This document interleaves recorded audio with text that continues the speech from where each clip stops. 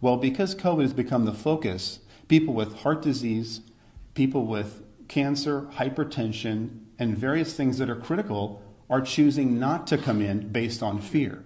People are saying, I don't want to go get seen by my doctor. What if I get the COVID? So I want to look at New York State.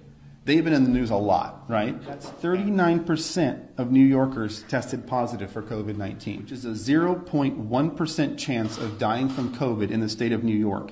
And they have a 92% recovery rate. Does that necessitate sheltering in place?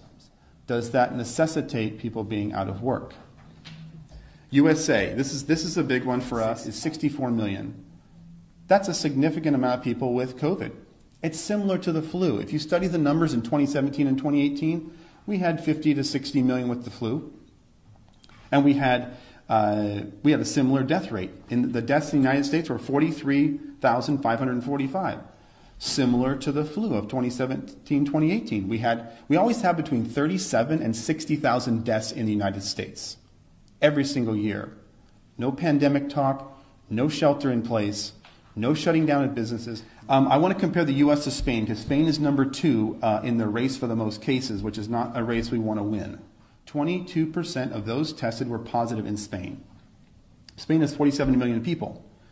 So that equates to about 10 million cases. If we extrapolate the data as we've been doing with every state, how many died in Spain? 21,282 out of 47 million. You have a 0.05 chance of dying from COVID as a citizen of Spain, and a 90% chance of recovery from COVID. When you bring up a system of lockdown, you automatically have to compare it to a system of no lockdown, Sweden and Norway. Norway has lockdown, Sweden does not have lockdown. What happened in those two countries? About 2 million cases of COVID in Sweden. They did a little bit of social distancing.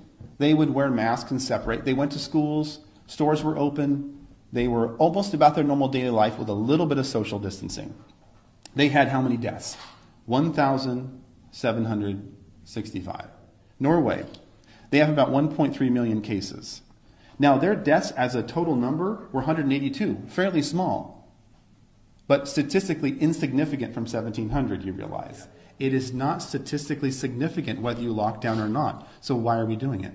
What has it caused to have us be involved in social isolation?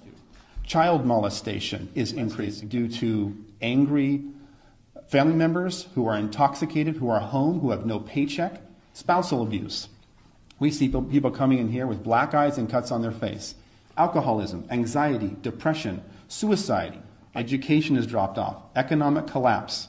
These are all real things that I'm seeing every day. I don't read about this stuff. I'm seeing it in my clinics. These things will affect people for a lifetime, not for a season. So now I want to talk about the immune system.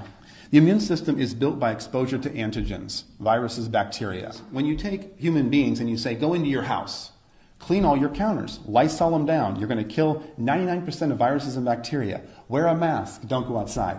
What does that do to our immune system? Our immune system is used to touching. When you take that away from me, my immune system drops.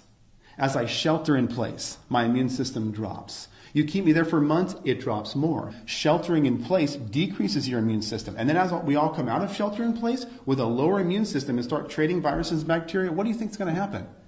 Disease is going to spike. And now I'm at home hand washing vigorously, washing the counters, worried about things that are indeed what I need to survive. Let's follow the science. This is immunology, folks. This is microbiology.